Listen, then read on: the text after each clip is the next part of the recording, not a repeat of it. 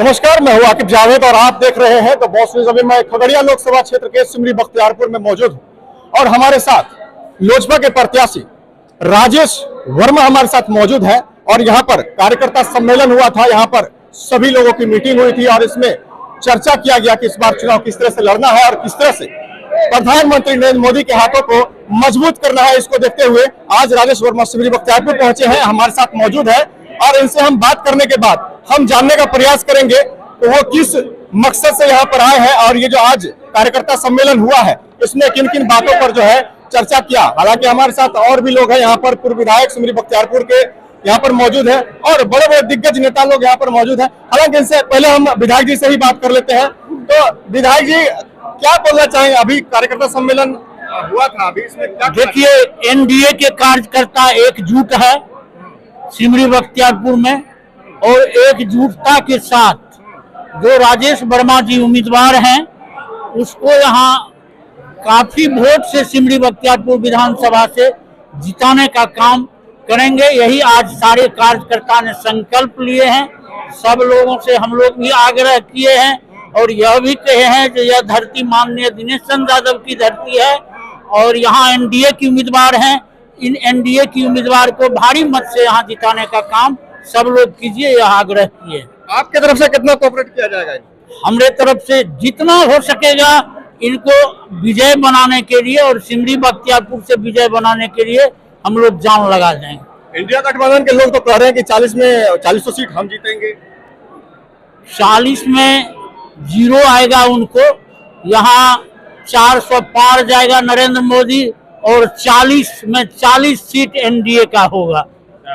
आप फिर बाद में हमसे बात ले लीजिएगा। लग रहा है आपको पूरा उम्मीद है? पूरा उम्मीद नहीं है, 101% भरोसा है जी। तो आपने सुना, साफ तौर पर हम आइए इधर रितेश रंजन जी भी है, भाजपा के नेता है, इनसे भी बात करने का हम प्रयास करेंगे और जानने का प्रयास करेंगे। सर, क्या कहना चाहते हैं इस बार अभी जो कार्यकर्ता सम्मेलन हुआ है, अभी इसमें क्या फैसला लिया गया, किन किन बातों पर ध्यान रखा गया? सर देखिए, पूरे देश में लहर चल रहा है मोदी जी का।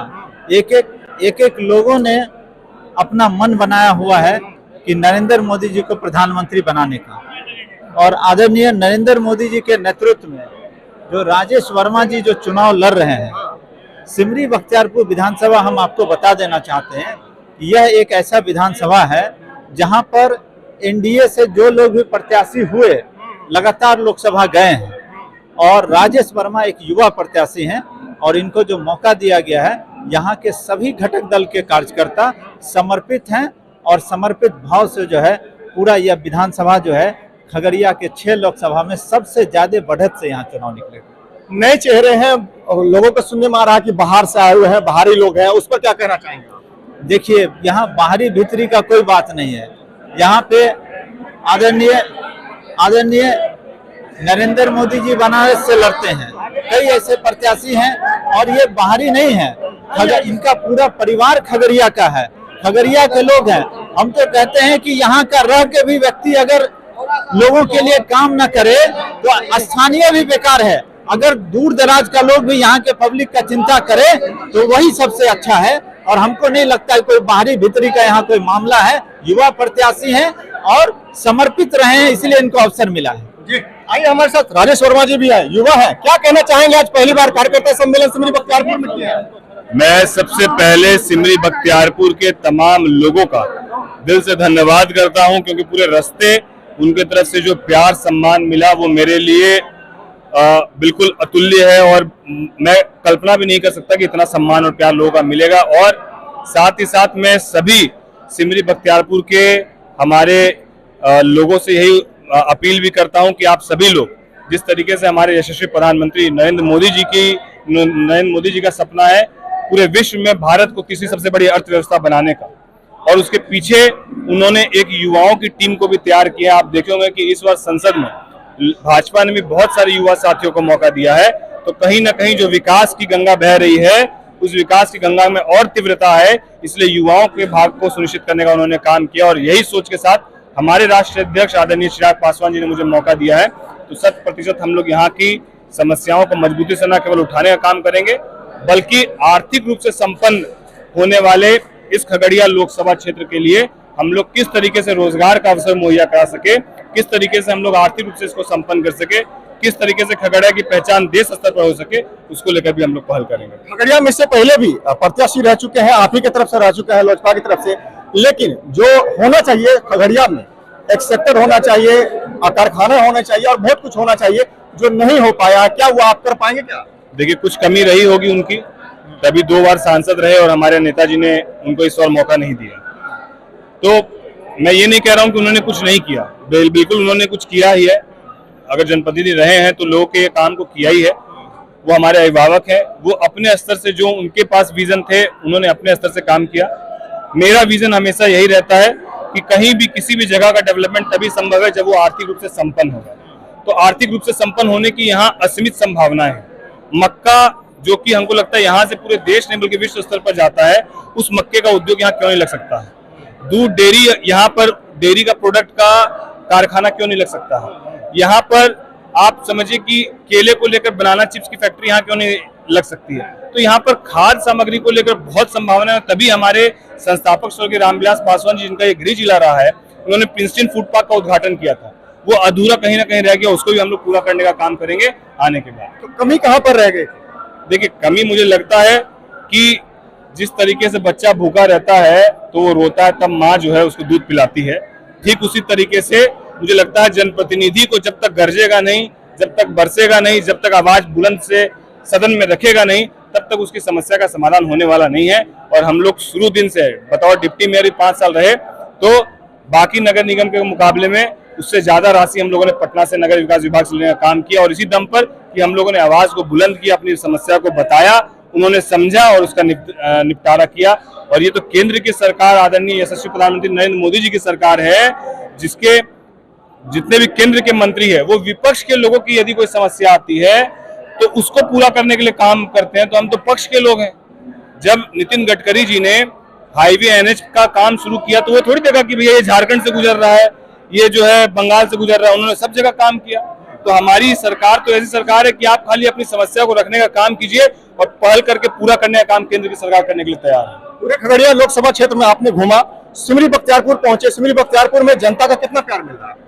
सिमरी बख्तियारपुर एंट्रेंस से ही मुझे इतना प्यार और सम्मान लोगों का मिला। हम लोग पूरे मार्केट भी घूमे, हमारे साथ हमारे भाई रितेश रंजन जी भी थे और सब लोगों ने इतना प्यार दिया। हमारे पार्टी के जिला अध्यक्ष जी, ये भाई भी हमारे साथ थे, तो सब लोगों ने बहुत प्यार दिया है। तो मुझे लगता है कि जिस तरीके से लोगों का विश्वास आ रहा है, जिस तरीके से लोग प्यार कर रहे हैं, एक तरफ उत्साह भी है और दूसरी तरफ एक संघर्ष को लेकर जो है मेरी चिंताएं भी हैं कि उनके विश्वास पर खड़ा उतरने के लिए मुझे उतना ही ज्यादा संघर्ष भी करना है। महागठबंधन के लोग कह रहे हैं कि इस बार 40 में 39 सीट हम लाने का काम करेंगे, इसको कैसे देखते हैं? देखिए, महागठबंधन के लोग तो ये भी कह रहे थे कि हम लोग पूरी तरीके से इंटैक्ट है, इंडिया गठबंधन इंटैक्ट है, हाथ पकड़ के सब हाथ उठा रहे थे। फिर क्या हो गया बंगाल में, फिर क्या हो गया पंजाब में, क्यों अलग लड़ लिए सब लोग? तो वो जो कह रहे हैं और जो हो रहा है वो सब दिख रहा है। क्यों नहीं अभी तक बता पा रहे हैं कि भैया आपके जो कैंडिडेट को जीत के जाएंगे तो प्रधानमंत्री आपका कौन होने वाला है? ममता बनर्जी जी होंगी कि अखिलेश यादव जी होंगे? कौन होंगे? वहां पर 13-14 पीएम कैंडिडेट है। हमारे यहाँ विजन स्पष्ट है, नेता स्पष्ट है। इसीलिए एनडीए का जितना प्रत्याशी है वो अपने आप में आश्वस्त है कि हम जीत के जा रहे हैं। क्या लग रहा है आपका चेहरा हूबहू रामविलास पासवान के बेटे चिराग पासवान से मिलता जुलता है? यहाँ के कुछ लोग ये भी बोलते हैं कि शायद यही कॉम्बिनेशन देख करके उतारा गया है चेहरा। नहीं, चेहरा के कॉम्बिनेशन से नहीं, हाँ एक विश्वास का कॉम्बिनेशन जरूर है। और मुझे लगता है कि बहुत कम ऐसे जनप्रतिनिधि हैं जो कि अपने बराबर में किसी को खड़ा करने की हिम्मत रखते हैं। आप देखेंगे कोई भी युवा जनप्रतिनिधि जो है, अगर उसके सामने कोई युवा राजनीति में आना चाहता है और अगर वो दृढ़ संकल्पित है तो जनरली उसको युवा साथी मौका नहीं देता है। ये हमारे नेता की सोच है कि यदि कोई युवा, और वो भी गैर राजनीतिक परिवार का युवा, यदि कुछ बेहतर करना चाहता है तो इतना बड़ा मंच मुझे देने का काम किया है। तो ये संभव सिर्फ हमारे राष्ट्रीय अध्यक्ष जी के पास ही है और कहीं संभव नहीं है। लोग आरोप हजार लगा सकते हैं, लेकिन सत्य जो है वो या तो मैं महसूस कर सकता हूँ या मेरे ऐसे हजारों युवा महसूस कर सकते हैं, जिसको मौका हमारे राष्ट्रीय अध्यक्ष जी ने देने का काम किया है। चिराग पासवान के पास बहुत सारे चेहरे थे, लेकिन युवाओं को क्यों चुना? देखिए, उसके पीछे का विजन है। उनका ये मानना है कि बिहार को लेकर जो पूरे देश भर में लोगों का एक परसेप्शन है, वो परसेप्शन बदलना चाहिए, वो लोगों का नजरिया बदलना चाहिए। और वो नजरिया कब बदलेगा? जब आपका प्रतिनिधित्व, बिहार का प्रतिनिधित्व करने वाला सदन में जब कोई शख्स आपकी बातों को रखे तो वो इस अंदाज में रखे कि पूरे देश भर के लोगों के बीच में यह मैसेज है कि बिहार बदल रहा है।